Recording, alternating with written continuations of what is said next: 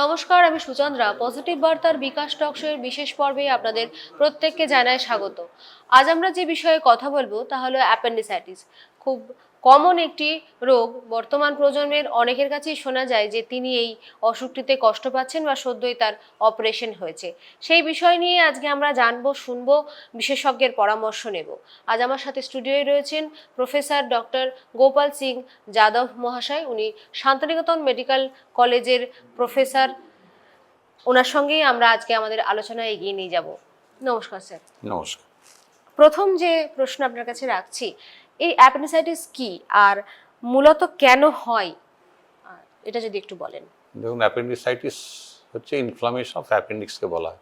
অর্থাৎ কিনা অ্যাপেন্ডিক্স যদি কোনো কারণে ইনফ্লেমড হয়, সেটা ব্যাকটেরিয়াল ইনফেকশনের জন্য হতে পারে, সেটা ভাইরাল ইনফেকশনের জন্য হতে পারে, সেটা লিম্ফয়েড টিস্যু রিয়াকশনের জন্য হতে পারে, সেটা পায়খানা যদি গিয়ে ওই অ্যাপেন্ডিক্সের ভিতরে যে রাস্তাটা আছে, লুমেনটা আছে, সেটা যদি ব্লক করে তাহলে ইনফেকশনের জন্য হতে পারে।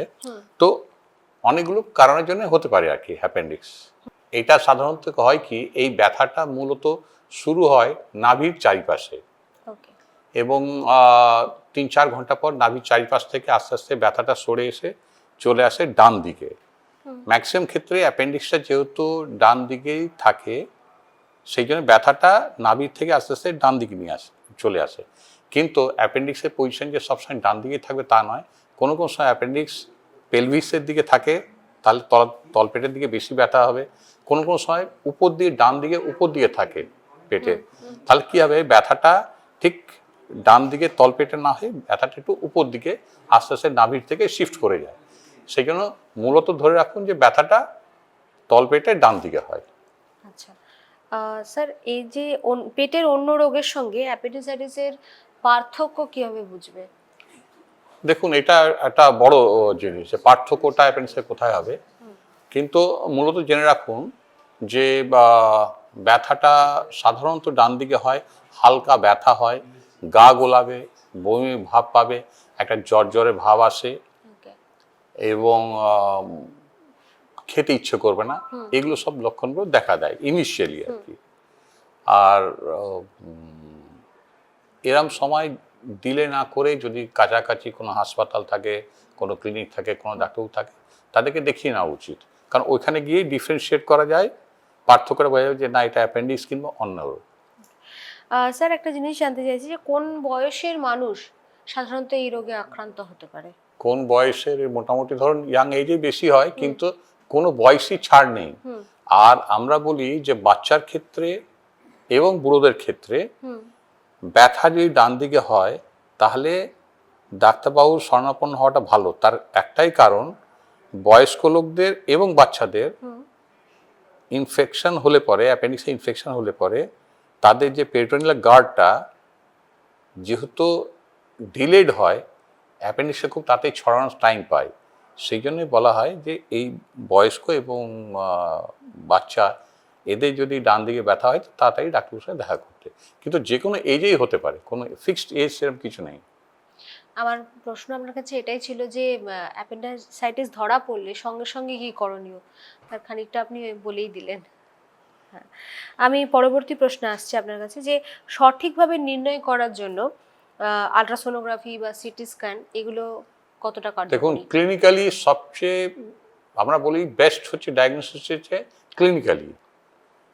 এটা আল্ট্রাসাউন্ডের থেকেও বেশি আমার হাত কি বলছে, ডাক্তারবাবু যিনি দেখছেন ওনার মতামত এখানে বেশি প্রযোজ্য। যদি আপনি চান যে না আমি ডেফিনিট হতে চাই, তাহলে সেই ক্ষেত্রে সিটি স্ক্যানটা বেটার।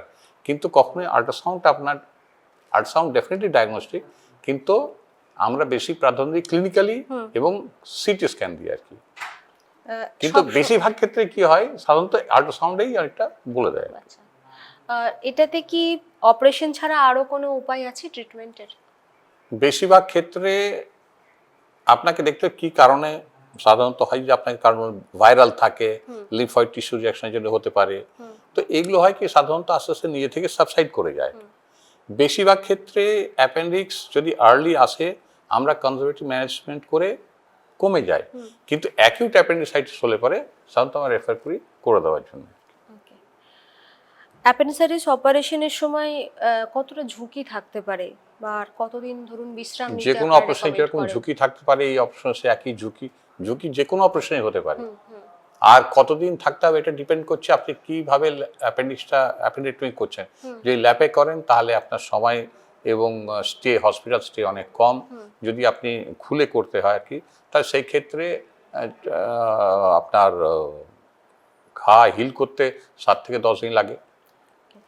আমার শেষ প্রশ্ন আপনার কাছে, অ্যাপেন্ডিসাইটিস প্রতিরোধ করার জন্য কোনো কি উপায় আছে বা খাদ্যাভ্যাস বা জীবনযাত্রার পরিবর্তন এগুলো কি এতে খুব একটা প্রভাব ফেলে? ডায়েট আমরা বলি যে রিচ ইন ফাইবার যদি থাকে তাহলে অ্যাপেন্ডিসাইটিস চান্সটা কম। আর জীবনযাত্রার পরিবর্তন? জীবনযাত্রায় পরিবর্তন মানে নর্মাল রেগুলার স্টুল হ্যাবিট হলে পারে বেটার হয় আর কি। যাদের কনস্টিপেটেড তাদের একটা চান্স থাকে এই রোগে হওয়ার আর কি। আক্রান্ত হওয়া। পজিটিভ বার্তার দর্শকদেরকে যদি কোনো সাজেশনস দেন আপনার তরফ থেকে? সবসময় বলবো যে যদি ব্যথাটা দেখা যায় উত্তরোত্তর আপনার নাভির কাছ থেকে ব্যথাটা ডান দিয়ে শিফট করছে, গা গোলাচ্ছে, বমির ভাব পাচ্ছে, তাহলে অবশ্যই ডাক্তারবাবু একবার শরণাপন্ন হন। তাহলে হবে কি আর্লি দেখে ডাক্তার ডিসাইড করতে পারবেন যে আপনাকে ওষুধ দিয়ে এটাকে নিরাময় করতে পারবেন না আপনাকে অপারেশনের জন্য তুলবেন আর কি। খুব ভালো লাগলো স্যার আপনার সাথে কথা বলে। আমরা ছিলাম শান্তিনিকেতন মেডিকেল কলেজের প্রফেসর ডক্টর গোপাল সিং যাদব মহাশয়ের সঙ্গে। শান্তিনিকেতন মেডিকেল কলেজ এবং হসপিটাল এর মধ্যেই সমস্ত বিভাগে সমস্ত ধরনের অপারেশন এখান থেকে করছে। আপনারা আমাদের সঙ্গে যুক্ত থাকুন, সুস্থ থাকুন, পজিটিভিটির সঙ্গে থাকুন। Think positive, be positive, positive বার্তা। নমস্কার। নমস্কার।